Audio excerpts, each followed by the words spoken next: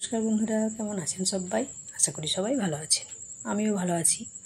তো চলুন, আজকে আমি আলু দিয়ে মাছের ডিমের বড়ার একটা রেসিপি তৈরি বানিয়ে দেখাবো আপনাদের। তো আপনারা সবাই সাথে থাকুন, দেখতে থাকুন। আর যদি রেসিপি ভালো লাগে তাহলে একটা লাইক কমেন্ট করে দেবেন। তো মাছের ডিমের বড়া তো অনেকে অনেকভাবে বানায়, আর আমি তো বলেই থাকি প্রত্যেকের রান্নার নিজস্ব স্টাইল আলাদা। আমি আমার স্টাইলে বানিয়েছি, সেটাই আপনাদের সাথে শেয়ার করব। আপনারা সাথে থাকুন, দেখতে থাকুন। চলুন তাহলে রেসিপিটি শুরু করি। এই দেখুন, জল ফুটতে দিয়েছি, আর এই যে বড়াটা, ডিমটা মাছের,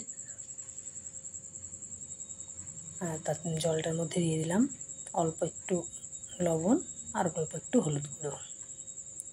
হলুদের গুঁড়ো আর লবণটা দিলাম কেন বলুন তো, মাছের ডিমের যে একটা গন্ধ থাকে না, ওই গন্ধটা কিন্তু চলে যাবে।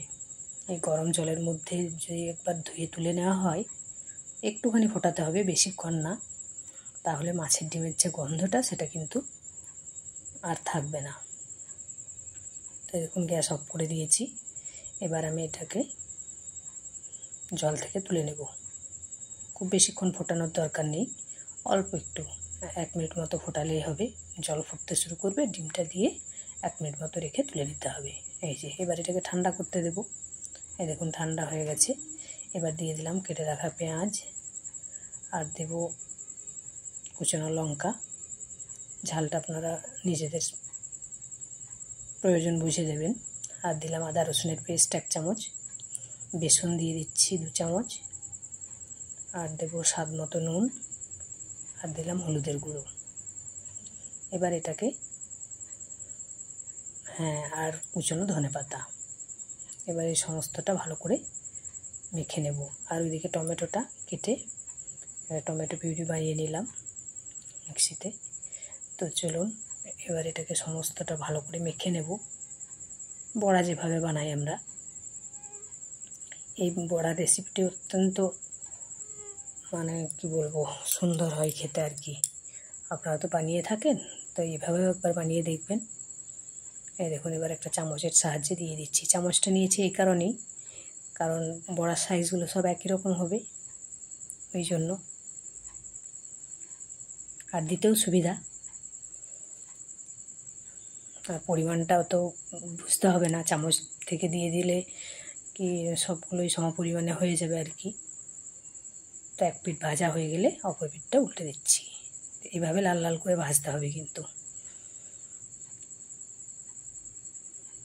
এই বড়াটা শুধু যদি আর সবজি না বানিয়ে এমনিও খাওয়া হয় গরম ভাতের সাথে, ভীষণ ভালো লাগে। আর ওই যে গরম জল দিয়ে প্রথমে ফুটিয়ে নিলাম লবণ হলুদ দিয়ে, ওই জন্য কি একটুও গন্ধ থাকে না। মাছের ডিমের যে একটা আস্ট গন্ধ থাকে না, ওই গন্ধটা চলে যায়। তো চলুন, এবার বড়াগুলোকে তুলে নিলাম। প্রথম ব্যাচটা হয়ে গেল। এবার বাকিগুলো ওই একইভাবে তেলের মধ্যে দিয়ে দেব।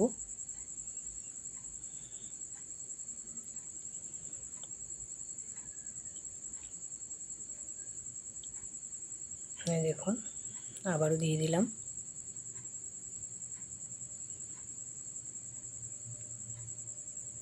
এইগুলোকেও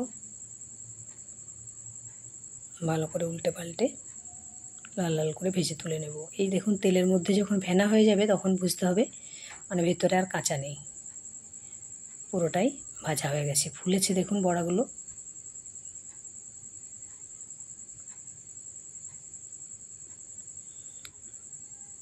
এই যে আবারও বাকিগুলোও দিয়ে দিচ্ছি।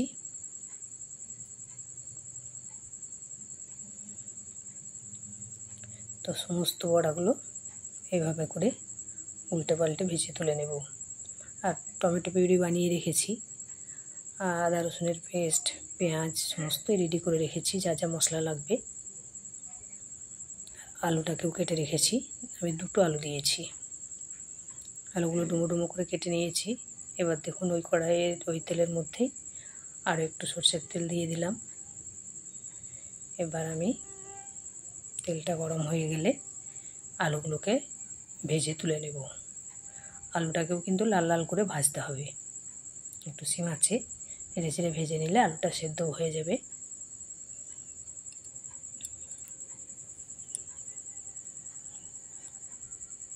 তো এইভাবেই দেখুন আলুটা ভাজা হয়ে গেছে, একটা প্লেটের মধ্যে তুলে নিলাম। এবার ওই তেলের মধ্যে আমি ফোড়নটা দিয়ে দেব। ফোড়নে দেব গোটা জিরে, গোটা গরম মশলা, দারচিনি, এলাচ, লং, আর দেব তেজপাতা দুটো, একটা আর একটা শুকনো লঙ্কা ফাটিয়ে দিয়ে দিলাম। দিয়ে কেটে রাখা পেঁয়াজটা দিয়ে দিয়েছি। পেঁয়াজটা দিয়ে এবার পেঁয়াজটাকে ভালো করে ভেজে নিতে হবে।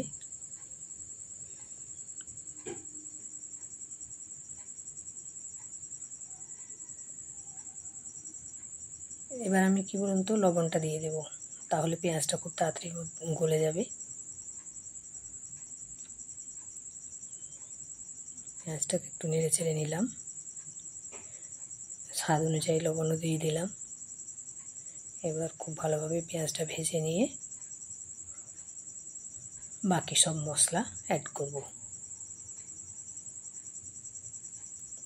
এই দেখুন পেঁয়াজের কালারটা চেঞ্জ হয়ে গেছে, মানে পেঁয়াজ ভাজা রেডি। এবার দেখুন আদা রসুনের পেস্ট দিয়ে দিলাম 1 চামচ, আর একটু রেড চিলি পাউডার, 1/2 চামচ জিরে পাউডার, 1/2 চামচ ধনে পাউডার, আর হলুদের গুঁড়ো পরিমাণ বুঝে। রেড চিলি পাউডারটা অল্পই দিয়েছি, টমেটো পিউরি থাকবে, কালারটা বেশ সুন্দর আসবে। তো এবার খুব ভালোভাবে মশলাটাকে কষিয়ে নিচ্ছি। মশলাটাকে একটু কষিয়ে নিয়ে টমেটো পিউরি দিয়ে দেব। তার আগে দিয়ে দিলাম ছিঁড়ে রাখা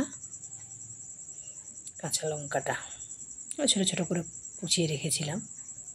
ঝাল তো আপনারা নিজেদের পছন্দ অনুযায়ী দেবেন, যে যেমন ঝাল পছন্দ করেন। এবার যে টমেটো পিউরি বানিয়ে রেখেছিলাম ওটাও দিয়ে দিলাম। এটা খুব ভালোভাবে কষাতে হবে, কাঁচা গন্ধটা যতক্ষণ না চলে যায়। সিম আছে। এবার ওই মিক্সিং জারটা একটু জল দিয়ে তার মধ্যে দিয়ে দিলাম আর কি।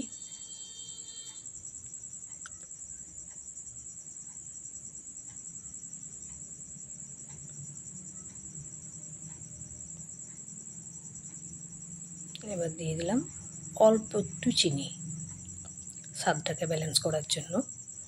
এবার খুব ভালোভাবে কষিয়ে নেব।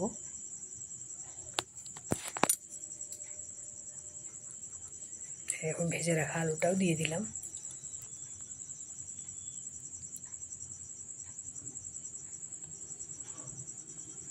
আলুটা দিয়ে কষাতে থাকবো। আলুটা যে পরিমাণে সিদ্ধ হয়েছে, অল্প একটু বাকি আছে, তো এই কষানোর সময় বাকিটাও হয়ে যাবে। বেশ মশলা কষানো কমপ্লিট। এবার আমি দিয়ে দেব পরিমাণ মতো জল। জলের পরিমাণটা একটু বুঝেই দিতে হবে, বেশি পরিমাণেই, কারণ মাছের ডিমের যে বড়াগুলো বানানো হয়েছে তাতে কিন্তু জল টানবে। দেখুন আমি পরিমাণ বুঝে জলটা দিয়ে দিয়েছি।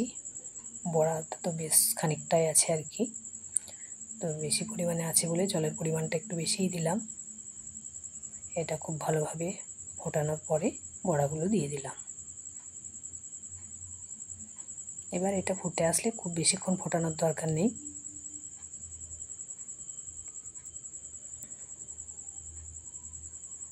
কারণ কি তাহলে একটু রসা রসা না থাকলে বড়াগুলো একদম শুকিয়ে যাবে, ওই জন্য।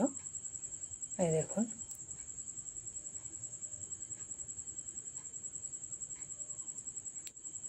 এবার বাকি আছে শুধু গরম মশলা। এই যে উপর থেকে গরম মশলা ছড়িয়ে দিলাম। ব্যাস, এবার নেড়েছে গ্যাসের ফ্লেমটাও অফ করে দেব, তারপরেই নামিয়ে নেব।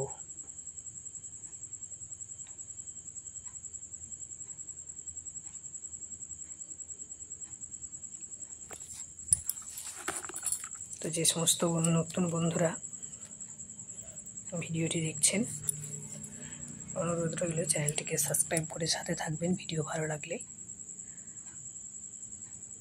আর ফেসবুক থেকে যারা দেখছেন, ভিডিও ভালো লাগলে পেজটিকে ফলো করে সাথে থাকবেন।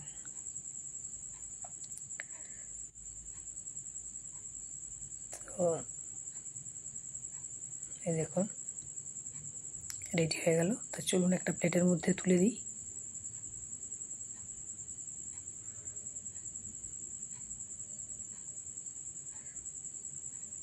এটা গরম ভাত, রুটি দুটোর সাথেই বেশ ভালো লাগে। আমরা তো রুটির সাথেও খাই আমি।